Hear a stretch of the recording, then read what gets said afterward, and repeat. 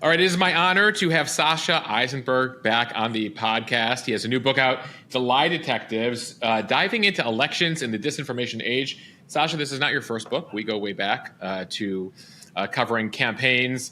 Back in the pre-social media era, or I should say back in the day when I think when we covered our first campaign together in 2008, Facebook was still a sort of a college campus thing. Yeah, Mosh, we met in late 2007 or early 2008.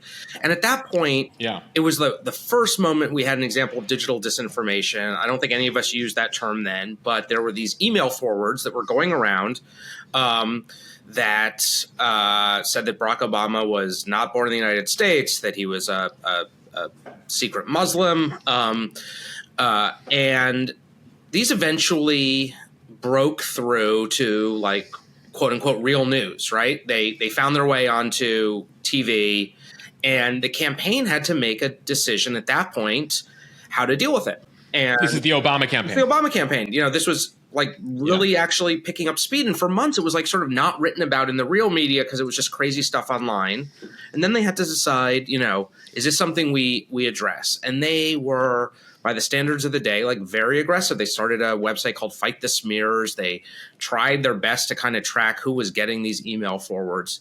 And it sounds so quaint at this point because now, obviously, there are many platforms, usually more sophisticated than email forwards, with a lot greater reach in some respects. But campaigns are dealing with some version of the same questions every day. Do we respond to this? Is this a problem for us strategically? How do we respond to it without making the problem worse? Yeah, and what you dive into the book is it's not only they're not only playing defense, but campaigns are also playing offense. That it's not necessarily just responding to disinformation put out about your candidate, but you're also putting out disinformation about the other side. Yeah. What did you learn, Sasha? No. So, you know, like my book starts in the aftermath of 2016, right? And so Democrats are shocked by Trump's victory, start asking themselves, how the hell did this happen? And one sort of area that they start looking at is all the stuff that was happening online over the course of the 2016 election that did not get as much attention beforehand as it did after. And so you have the sort of smartest minds or most powerful people in the Democratic Party start asking after November 2016, like, wait, so what are bots? What are trolls? Like, what is all this stuff that people had been running campaigns for decades. It was just not something you ever had reason to think about. And at that point, the question of how you respond to how you navigate campaigns in this new era, like there's this really broad menu laid out before Democrats. And some of it was how you defend, how you respond to it, how you track it, how you measure it. But there's also this big question, should we be making this stuff ourselves? And I tell the story of two separate efforts during the 2017 Alabama Senate special election to create disinformation projects effectively targeting Roy Moore. Roy Moore was that controversial Republican U.S. Senate candidate out of Alabama. Right. And so Jeff Sessions resigns his seat to go serve in the Trump cabinet. You have this special election. It's the only thing, like, big thing on the ballot that year. So there's a lot of money being thrown into it, and a lot of Democrats are trying all of their new, how do we improve our campaigns type stuff. And so there are these two things. One, there's this two false flag operations. One, people start creating something that looks like Russian bots are following Roy Moore on Twitter with the goal of making it seem like he's a Russian puppet, done by Democratic progressive activists. And the other thing is the creation is slightly more ambitious, the creation of a fake group that supports prohibition in Alabama that kind of builds up a Facebook presence as though it is this real grassroots organization that wants to ban alcohol, targets its contact at sort of moderate Republicans who would in theory be like their booze, I guess, and then encourage them to vote for a third party candidate. All entirely fake. There's no organization, all of this. It turns out that both of them are receiving money from this guy, Reid Hoffman, one of the founders of LinkedIn, who after 2016 is becoming big liberal and is becoming one of the biggest donors in the sort of Democratic ecosystem. It takes a year for this sort of to break out how both of these projects were structured and that his money was in both of them. And he pretty quickly puts out a release after this is reported in the New York Times and Washington Post that says, like, I don't want any of my money going to disinformation. He's called a hypocrite because he's saying pretty high-minded things about how Trump has campaigned for office, and gets hit with this and says, like, my money's not going into this. And it basically short circuits what had been this very open conversation among Democrats about, should we be making this stuff ourselves? But because everybody wants some of Reid Hoffman's money, all of a sudden the sort of Democratic establishment like walks back and sort of takes this off the table. And so there has been, I think, one of the big open questions this year is that has actually been relatively successful the last 5-6 years, to the extent that like there have not been major well-funded disinformation efforts coming from the American left, as best we can tell. But I find it hard to believe if Trump gets close to winning this fall that we will not see, whether it's a major super PAC or something, starting to play in this area again. Right. The Republicans would argue that going back to 2016, what Hillary was involved with in terms of, Russian connections and pushing certain things on Trump would fall under that label. No? Yeah. And look, I think all of this I think we have to accept a few things. One, politicians have always lied, exaggerated. And I don't want to pretend like that's new or something that Republicans, invented in 2016. No, by any means. Right. You mentioned you go back to Thomas Jefferson in your book. Yes. And so we have, examples in the 19th century where this spread by partisan newspapers. We have, I write about the 2000 John McCain campaign, which I think is the sort of biggest recent pre-digital example of disinformation, these rumors that spread by robocall and on like photocopied leaflets in church parking lots that his adopted daughter was an out of wedlock child. So this stuff has existed. Mm-hmm. What I think it changed with the internet is that the barriers to entry have gone down significantly. So if in 2000 you wanted to spread a scurrilous rumor about John McCain, you needed a bunch of money to buy robocalls. You need some matter of expertise actually to know how to like record and like target robocalls to voters. And if you wanted frankly, there's only so much scale and scope you're going to get without a lot of money doing that. And if you want to put, leaflets under the windshield wipers of people in church parking lots, you actually have to be physically pretty close to it. You're not going to actually be able to get that many. Like just the practical limitations of doing this, in an unaccountable way made it hard to reach large numbers of people quickly. And if a politician lied out of his or her mouth, at least their opponent could hang it on them, right? And say, my opponent lied about my record, and my opponent mischaracterized something, and a newspaper would scold them, and then their opponent would put it in ads, and we kind of could accept that as part of the information that voters There was shame. Yes, nobody wanted to be called a liar. Right? Shame for lying. Absolutely. And what I think has changed with the internet, and especially social media, but some of this was present in those email forwards, was that the barriers to entry, the costs have gone down to basically zero. You don't need any technical expertise to start a rumor online. It can gain velocity very quickly. It can reach a lot of people. Your name does not have to be on it. You don't even need. Not only do you not have to be in the state where you want to target people, you don't have to be in the country where you target people. Mm-hmm. And so, I think it's a fundamentally different dynamic when you have these kind of unaccountable speakers online who are launching lies of various kinds than when a politician speaks it out of their own mouth, because we don't really have – that was one of the things that drew me to the subject. The asymmetry of this is really fascinating.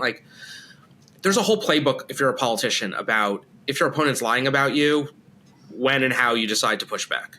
But if your opposition is not your opponent, it's not another candidate, it's not a party, you don't know the name of the person, they might not even be in it for an electoral reason. Right. I mean, there were these great reports in late 2016 that a lot of the fake news back in the what it used to mean way, Macedonian teenagers were creating fake U.S. political websites because they figured out how to make ad revenue off of the clicks.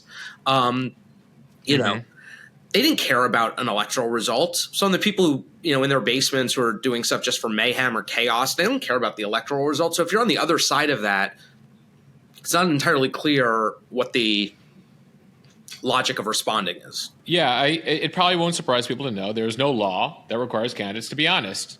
What was interesting, Sasha, you bring up in your book, is that, it appears to have struck you in 2016 that there was now boasting of disinformation efforts. Explain. Yeah, so I wrote this book in 2012 called The Victory Lab. That was about a lot of different innovations that had taken place in campaigns in basically the previous decade. Use of data, experiments. And it was a pretty happy story about innovation in campaigns because most of it was going to allow campaigns to tailor their contact better to voters. It was resulting in higher turnout in elections. Campaigns were using this to be, better at their GOTV, get out the vote programs, to give people... Inspiring people to vote and inspiring people to vote for your side. Yes, and some of that was just because if you're a campaign, you know more about the voters, you can give them information about the issues that you think they care about as opposed to very generalized stuff. It was a pretty upbeat story, and it aligned. I didn't write a whole lot about the internet in that book, but it aligned with a generally upbeat view of the role of the internet in politics, right? And I think we talk a lot about Obama's campaign in 2008 and Facebook, which was young then, and the role of Facebook, YouTube, and some of the other. And we were still living off the fumes then of the role of Twitter and the Arab Spring and bringing democracy to the Middle East. And what happened was, I think I sent that book to the printer the same month that the early rumblings of the Arab Spring began. And the same barriers to entry that are lowered when one person can go on Twitter and say, come down to Tahrir Square, we're going to protest the government. I was naive. I did not fully appreciate the extent to which, if those barriers lower for that type of, inspiring civic engagement, there's no reason they aren't also lowering for people who want to use it in sort of anti-democratic ways. And so the sort of moment this crystallized for me was I co-authored a couple of stories for Bloomberg Business Week in late 2016 about the Trump digital operation. And my colleague Josh Green and I recounted a scene in one of these where a senior Trump campaign official talked about the voter suppression efforts that they had underway. Those are his words. And he started explaining how they were using Facebook dark posts to target these particular demographic groups in certain parts of the country with these messages. It was the first time in years of reporting on the sort of cutting edge of political campaigns that I'd heard somebody use the language of modern, sophisticated, high-tech campaigning to describe an effort to, in this case, motivate people not to vote. And now we've seen all sorts of... Yeah, because typically you get campaigns denying any connection to voter suppression. Yeah, I mean, some of this was, I think, the Trump people not knowing the right words to use because they were all kind of new at this. But some of it was that they were talking about, the objective of confusing, dissuading, misleading voters with the intended result of driving them away from voting. And obviously we've seen a lot more of this. That was just the moment it sort of awakened to me to like, wow, maybe I was a little naive when I wrote this last book. And so, and ever since then it's impossible not to see the, sort of the trails of disinformation under almost every major story in American politics over the last 5 years, right? Like 8 years, QAnon has been a huge driver of our politics.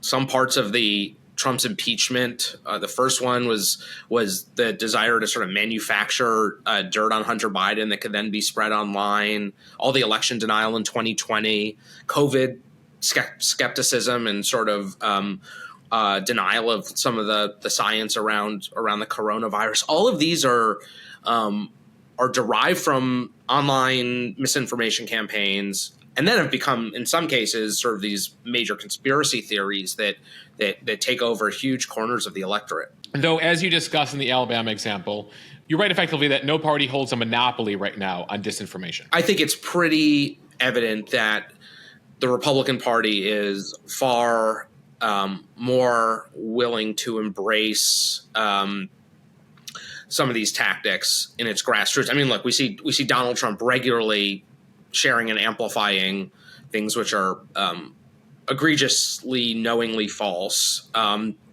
that's both like things he said in a low tech way, things he says on camera, and in a relatively high tech way, things that he shares on Truth Social or other platforms. I also think that we see, like what you're saying, Moshe, that, politicians used to dread being called a liar or felt a sense of shame if it's attached to them. We do see Republican elected officials, I think, willing to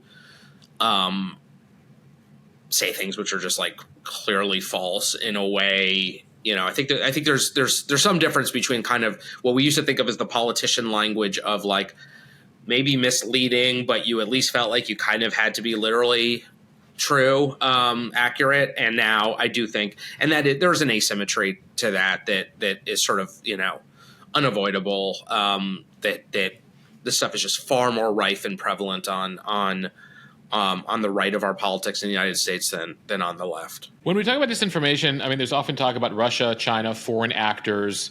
We hear about that a lot. I mean, what you lay out mainly here is stuff happening domestically. Is the media missing the story here? Are we, tending to focus so much that, we're very concerned about outsiders messing with our elections when, in fact, a lot of this disinformation is homegrown? Yeah, so one thing I wanted to do with this book is like, look, I'm not the first person to come to the subject of writing about disinformation or misinformation now. And what struck me was that a lot has been written about it as a geopolitical tool. A lot has been written about the sort of threat to democracy or society of disinformation. I think there's been a lot written about what the social media platforms could or should be doing to moderate content. The one thing that struck me, given that my interests, both as a reader and a reporter, was like nobody had gotten into this question of what does a campaign do in a situation where they're on the receiving end of this. And so I really wanted to focus on that. I write mostly about the U.S., but I have a chapter that's set in Brazil. I went and did some reporting there before the first round of voting in 2022. And to some extent, from the perspective of a campaign, it doesn't really matter whether a given disinformation narrative originates in Russia or China or, New Mexico or Vermont. It doesn't really matter whether the people behind it are pushing it for financial gain, out of some, geostrategic goal, whether it's done for an electoral impact. Ultimately, the questions that they have, which is like, is this an electoral threat to me? Is it going to move the voters I care about? And if so, how do I respond without drawing attention to it, triggering the algorithms to amplify my engagement with this and make it worse? And how do I mount a response where I am not getting taken off of my own priorities as a campaign? That's sort of what I wanted to get at. And ultimately, yeah, the source of it doesn't matter. And to some extent, you talk to these people and you realize pretty quickly, actually, how true the thing is doesn't matter, because from their perspective, an attack is an attack. And the work that the people inside a campaign need to do is to decide, is this attack harmful or not? And if so, what type of response is best? Though the point I'm trying to get at is that ultimately, for all the fear of the Chinese government and Russian government trying to mess with our elections, we're doing a pretty good job of messing with our own elections. Yes, I mean, look, ourselves. Yeah, and I think there are two things here. One is like, where does the disinformation originate? The other thing is like, who spreads and amplifies it? And I think that a lot of what's happened is Americans have latched onto disinformation that may have had its origins abroad, but because it served domestic aims, we're happy to help in the spread of it. I mean, that's one of the other things in sort of going through the litany of ways that the internet fundamentally changed this, right? It's that anybody can play a role helping to spread disinformation, and that was possible with rumors. You could tell your neighbor the thing you just heard, but it was hard to actively promote it. And now anybody can basically pretty easily do the bidding of a foreign government, sometimes unwittingly, by retweeting or sharing a post that has a falsehood in it. And one of the core things you get to, and you make draw a line to like military tactics. I think you at one point someone's referring to an information arms race. Is you're kind of going to the core of elections, which is especially going back to 2016, where now the two candidates, several cycles now, have been disliked by more Americans than they're liked. You have two levers as a candidate. You can either try to get more of your people to vote, you can try to convert people from the other side, or you can get their voters to not show up. Yeah. And it sounds like this information really targets that latter category. Yeah, and I think that, like the Trump example 2016 was a little murky of what they were actually trying to accomplish. Did they really think that they were going to get Clinton supporters to vote for Trump, or did they think they were going to push him to a third party candidate or not vote at all? But yeah, I think that look, we've seen, I'd probably make a distinction. There's like clear election disinformation, like when and where voting stuff. There's an example of a robocall that went out in New Hampshire before the primary in January that featured an AI deepfake impersonation of Joe Biden. It was like pretty convincing on first listen, and telling people you don't actually go Tuesday. It's sort of a waste of your vote. That seemed like very actively trying to just dissuade people from voting. A lot of what we see is really lying about people's backgrounds or their records, or implicating them in conspiracies that could have the effect of driving a supporter to their opponent, or yeah. I mean, I saw a bit of it. You saw it with some of the attempts to kind of push people away from Nikki Haley, by implying that her parents are not American, so therefore she can't be president, or implying, emphasizing her, original name Nimrata, etc. Yeah, and I would add just like another lever when we think about what the damage of this can be is that if you are a campaign and you're on the receiving end of something like that, you're worried about like losing your supporters, you're losing votes from your soft supporters, but you're also worried about your donors or volunteers maybe they'll end up casting a ballot for you, but maybe they are a little less enthused to write that check or go knock on doors for you because they are hearing or seeing something.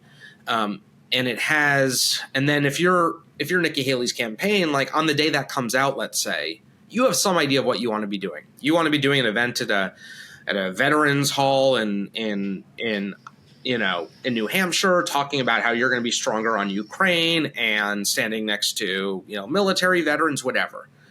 Like, you have a limited capacity to make news as a candidate on any given day.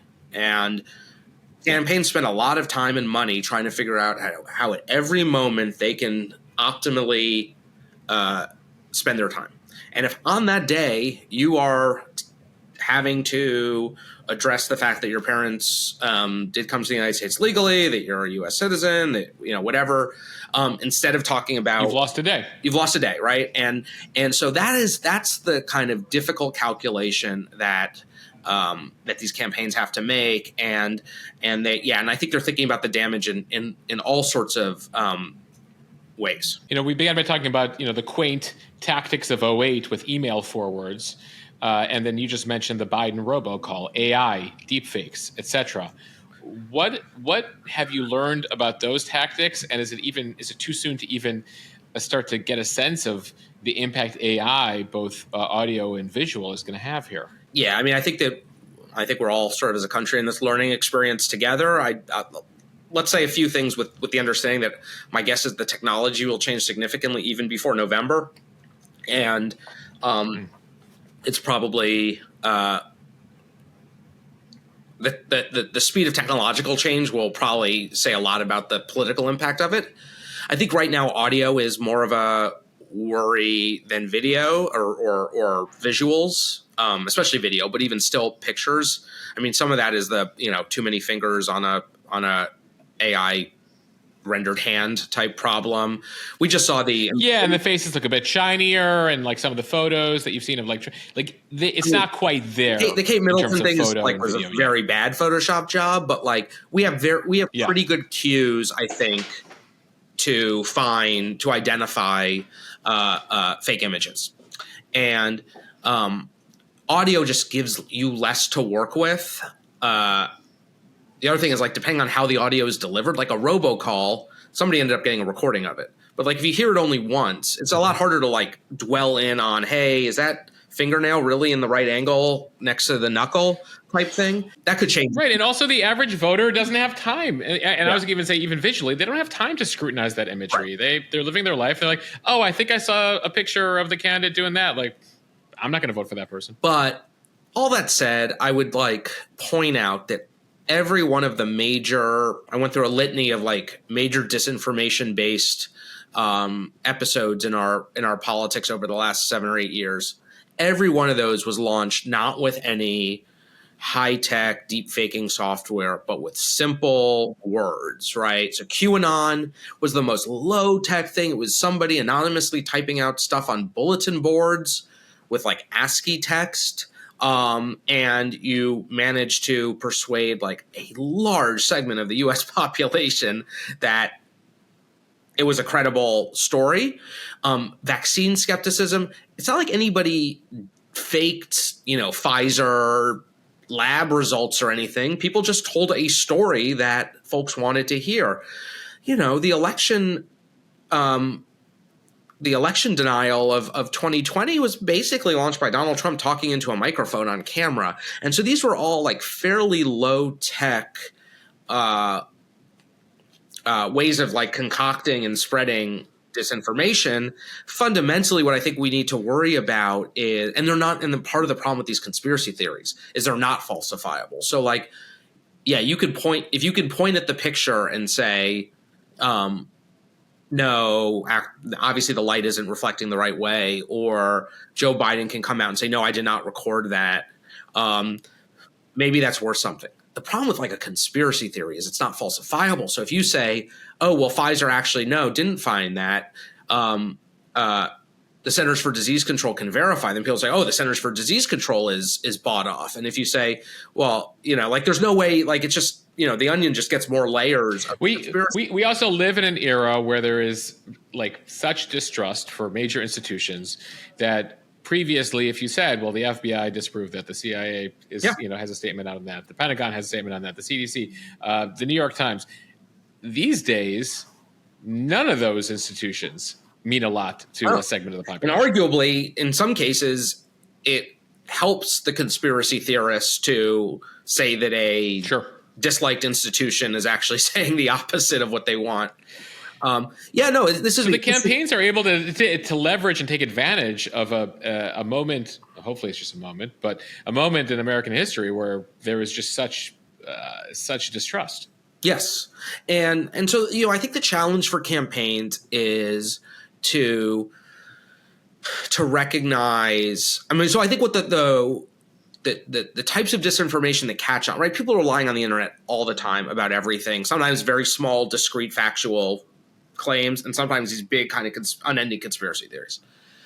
The ones that are most damaging are the ones obviously that people latch onto, and the people latch onto them because they play to existing doubts or fears that folks have.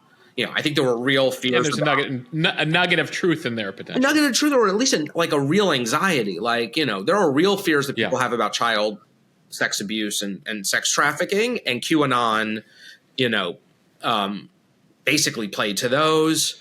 There's a real mystery about the coronavirus. There's real fear of medical complications, and some of the vaccine stuff plays to that, right? And so, I write in the book about this project that the Biden campaign did in 2020 to identify the way they thought of it was they wanted to identify they thought that the way that political campaigns had been addressing disinformation was a supply side approach, which meant that they saw a piece of content and it could be a post, it could be, deepfake, whatever, and then figure out how and when to respond to it. And they thought that the issue was more of that they should have a demand side strategy, which means what are the anxieties or concerns that voters are bringing to this that explain why they're receptive to certain types of disinformation. And so they did this survey project where they asked people, they went through a list of viral narratives against Biden. And they asked people, have you heard about this? And would it make you less likely to vote for Biden? And they made these two axes, mapped them on a graph, and the stuff that was in the upper right-hand corner was a problem. And what they realized was that, for example, the Hunter Biden stuff, a lot of people had heard about it among persuadable voters, but it did not change their opinions or their choice in the race. And focus groups revealed that it was because people didn't actually think that Biden was motivated by personal financial gain. So it just didn't like ring true to them. But the sleepy Joe Biden, to use Trump's phrase, the idea that he was old and like mentally diminished, that stuff resonated not because, as they learned in the focus groups, because voters were actually worried about his physical fitness, but because they saw Biden as this fundamentally weak political figure, probably because he'd been a vice president, because he like had won the nomination without ever really being the main character of that campaign year. And they worried that he was, quote, not going to be the author of his presidency, as one of the pollsters said to me.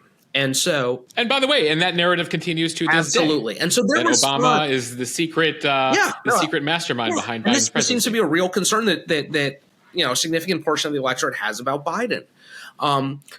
And so, but their response was not actually. So there had been this thing in the communications department on the team, which had been, okay, well, people are worried about his age. Let's set up photo ops of him bicycling.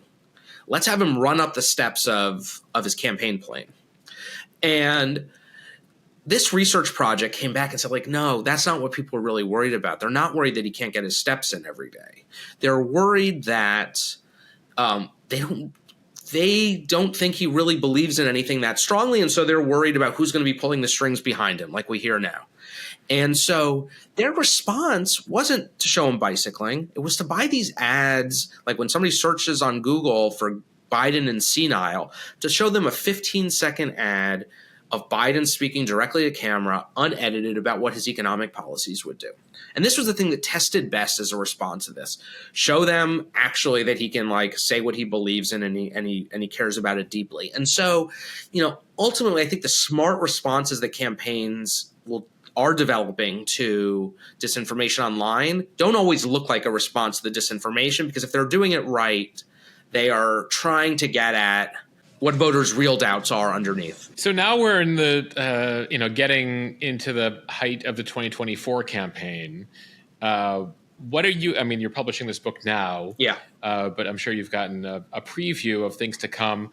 What should people be on the lookout for? And what's your sense, especially as we're looking at a repeat here between Trump and Biden? Yeah, the thing that sort of worries me more than what's going to happen in the presidential race, like I think it's going to be we know how hard it is to move voters' opinions. We know that maybe 8, 10, 11% of the electorate is actually up for grabs in a race like this. So we should explain that. So in a country of 350 million people, there's 7 or 8 states that matter. And even in those states, about 10% of the population is really potentially deciding between these two candidates, right? Yeah. So and we know how difficult it is to move people's opinions through television ads or direct mail or any traditional form of political communication. I think we should be skeptical that disinformation narratives will magically change people's opinions when other things won't. And the tech companies are less interested in investing in policing disinformation, but they're relatively well prepared to do it at the presidential race. This gets a lot of attention. News organizations put out fact checks. The campaigns, the Biden and Trump campaigns, know how to get somebody from Facebook on the phone to talk about, to draw attention to something that pops up. Like the presidential race, I don't think is going to be the issue. If there's a problem this year where disinformation actually affects election outcomes in the U.S., I suspect it is more likely to be down ballot in races that aren't getting much attention. The person running for county commissioner in Nevada who wakes up one day and goes on TikTok and starts seeing, claims that he's having an affair or something, or somebody running for state representative in Missouri who gets hit with some, Facebook story that she used to steal cars, or just because those candidates don't know how to get somebody from the social media companies on the phone immediately to, say, take this down. The social media companies have developed tools, have engineered, created, have trained people in whatever the big Biden Trump things are going to be, and how they will adjudicate those. They have not thought about the state rep in Missouri, And often the tech companies don't even know the names of all the candidates. So just like training an algorithm to recognize that when somebody says that like Joe Schmo in Nevada did X, like that's a form of political misinformation. That's, like we are not built to deal with this. And part of what you alluded to, Moshe, which is like that all the institutions are weaker. This is a place where the decay of local news, both in terms of the number of organizations, their reach, their influence, being trusted as a sort of arbiter of the truth, where this is, I think, going to play out. And I suspect that after the election, some of these things might not get picked up nationally in real time, but I bet the stories we hear after the election about how many local races ended up being moved because, like one of the things I write a lot about the people who are trying to defend against this and what they've learned over the last few years. People who want to create disinformation have learned a lot too about how to take advantage of sort of holes in the platform's policies. They've seen examples of it succeeding. It's almost like the core issue here is that our democracy is not built for digital times. I think there's a lot to be said about that. Like I think there's a cause and effect question in the sort of weakening of institutions, as you put it, Moshe. Like, are the institutions weaker because people are spreading rumors and conspiracy theories about them all day, or do those conspiracy theories take hold because people have lost their confidence in institutions? They clearly feed on one another, but I think that there is I came away from the experience of working on this book probably more skeptical that like disinformation would sway a major like presidential election in this country, just because, as we talked about, it's just like it's really hard to move many voters with any. Really, you don't think like a strategic move in like Maricopa County, like Milwaukee, I wouldn't. Atlanta. I wouldn't rule it out, but I came away with more reasons to be skeptical of the power of something like that.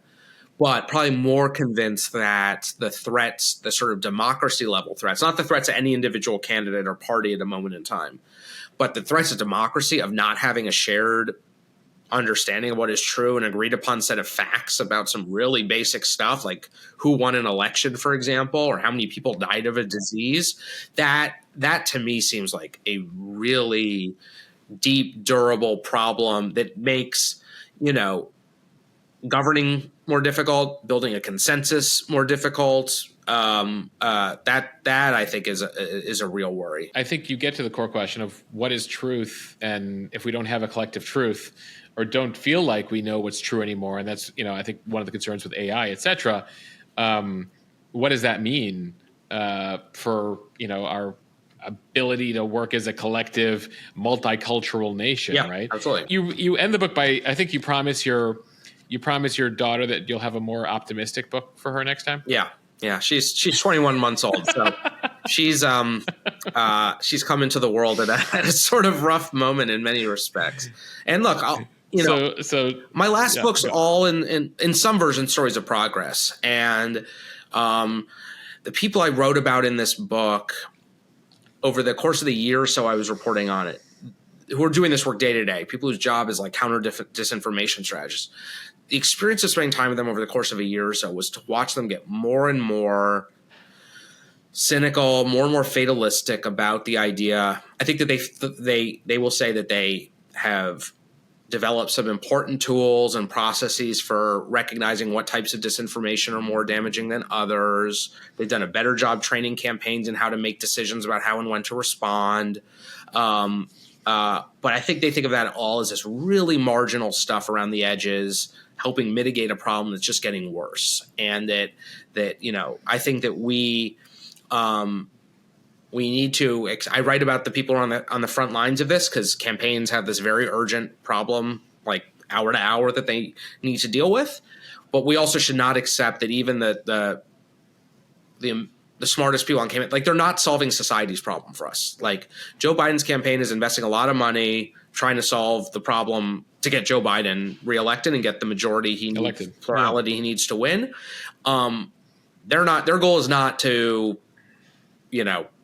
fix democracy or solve society's disinformation problem. And I don't see anybody with the power or influence or frankly the ideas to do that now. Imagine a lot of people listening to this might come away with a lot of questions, but among them, how do I know what's true, Sasha? What do I need to know as somebody who's voting in the fall? What are the places I need to turn to? Where do I need to turn to? And how do I know if I'm getting fed something that is disinformation versus something that's true? Yeah. So the first thing I would say is like, slow down a little bit.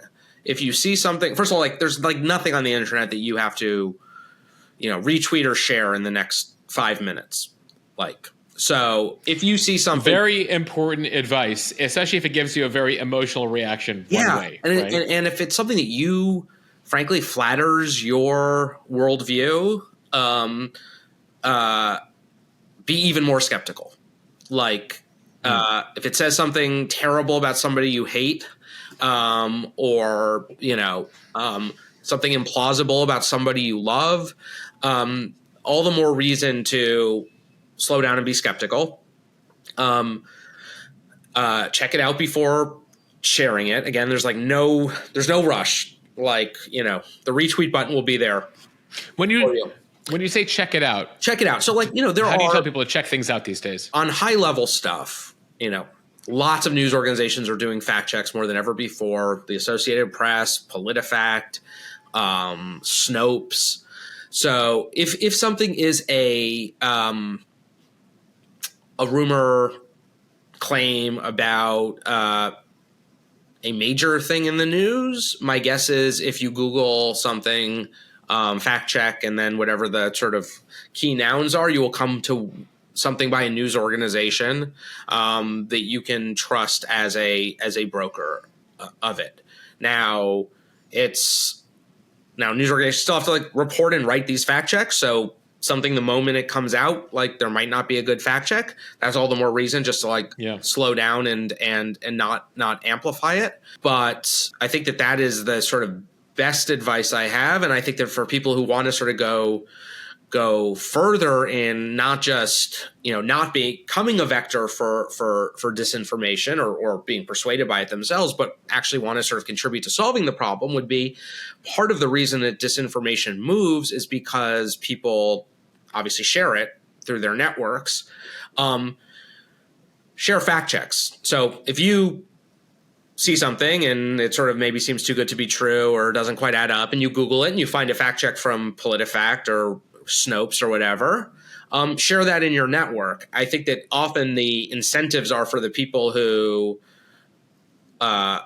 embrace the disinformation, knowingly or not, they are motivated to send it out. And then other people, when they read that it's not actually true, it's like, oh, okay, well, now I don't believe it. Well, share that too. And in part, I think that there's a role for people who want to contribute to a sort of healthier information environment to push out good information in ways that helps counter the bad information that's out there, and that the same tools that people are using to push disinformation can be used to push fact checks and use the social networks you've developed on whichever platforms to share that content. Yeah, though I think one of the challenges that people have come to distrust the fact checkers themselves as well. Yeah, no, I mean, some of this underlying this, as you point out, Mosheh, is there needs to be trust at various stages of this, and where there's not.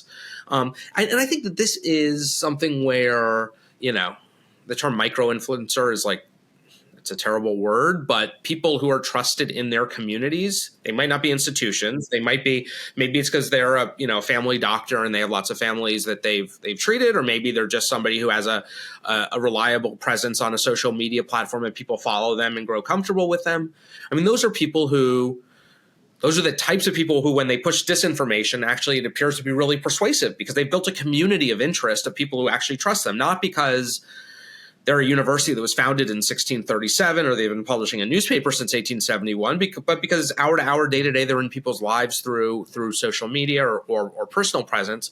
You can develop the same presence in people's lives as a trusted messenger by sharing fact checks, clarifying things online. And I think that you could be doing that for the people who live under your same roof, or you could be doing that for a larger community of people that you have online. But think about online and offline relationships as a way to help push back on disinformation that people are seeing online, maybe not with the context that they need. Before we go here, we talk at a time where TikTok is in the headlines. Congress is looking at forcing a ByteDance, the Chinese company, to sell it or face a ban here. A lot of the discussion around TikTok is about how it can be used as a disinformation tool, particularly by the Chinese government. Did TikTok come up at all in your reporting, and in what ways? Yeah, TikTok's like a particularly vexing challenge for some of these disinformation strategists I'm writing about. It's totally opaque, like even more than, I think we probably over-focus as like political press and political practitioners on Twitter or X, because that's where the sort of political conversation is. Have over-focused on Facebook because it's like has been the big social media platform, and because the sort of post-Cambridge Analytica scandals put early attention on. Right. It was at the center of the 2016 disinformation story. But there are a few other platforms or types of platforms that I think get under-recognized and are going to be major vectors and problems this year. TikTok is one. You cannot get, first of all, there's like no permanent links. So people see something once, but you can't actually like track it in any way. The algorithms are even less based on what you follow, it appears. And there is, there's limited visibility that we get into who's seeing what on Facebook or Twitter, but it's a lot less on TikTok.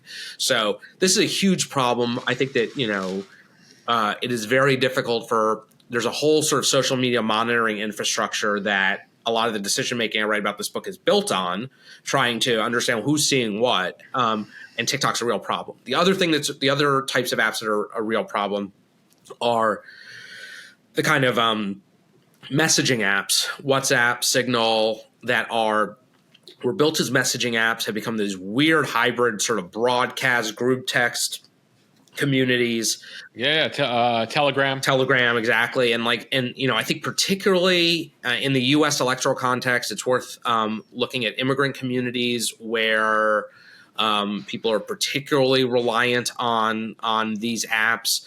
They are end-to-end encrypted. They are by invite only to get into a group. There's absolutely no way to have visibility into a group if you're not a member of it. I write about how the Democratic Congressional Campaign Committee, the party's campaign arm in the House of Representatives, has been really worried about this, especially like in Orange County, California, where you have Vietnamese, other Southeast Asian communities, where there are large numbers of people who are in WhatsApp groups where political conversation happens. South Florida, same thing with Spanish-speaking communities. Yeah, with the Latino community, the Venezuelans, the Cubans, the Puerto Ricans. And in some instances, have sort of supplanted, talk radio or something as the place where people tune in to get their news and commentary. And so, like the Democratic Congressional Committee, now, when they send a field organizer out to get to work in one of these places, it's not just open up an office and bring in the volunteers and give them their clipboards. It is go around the community and get invited to all of the closed messaging app groups so that you can follow what people are hearing and seeing. Because you can't just look on the front page of the newspaper or tune in to TV to know what people are hearing and seeing. And that is a real problem because there are some of these groups have, tens of thousands of people who are getting their news. And if you're not inside them, you have no idea what they're hearing or seeing every day. I mean, campaigns almost have to approach this like the CIA approaches, entering a new country. Yeah, it's something between that and being like an ethnographer trying to break into a community as an outsider. And yes, it is I think that to some extent that sort of people who learned how to run campaigns in the 20th century got kind of lazy, because you could turn on the TV. There were 3 networks. You could see what they were showing. You could see all the advertisements. You could pick up the newspaper and see what was on the front page. You could see who bought ads where. And that, now the distribution channels are so broken up that it's impossible to know as much about what information is sort of coursing through our politics at any given moment. And so they're sort of doing the best they can, but TikTok, WhatsApp, Telegram, these all present really different challenges than Instagram, Facebook, Twitter do. All right. We'll end here with the next challenge for all these campaigns, and likely the subject of or a topic in your next book. Sasha, good luck with the Lie Detectives. Congratulations. Really good to see you. Thanks for the conversation. Good to see you. Always enjoy it.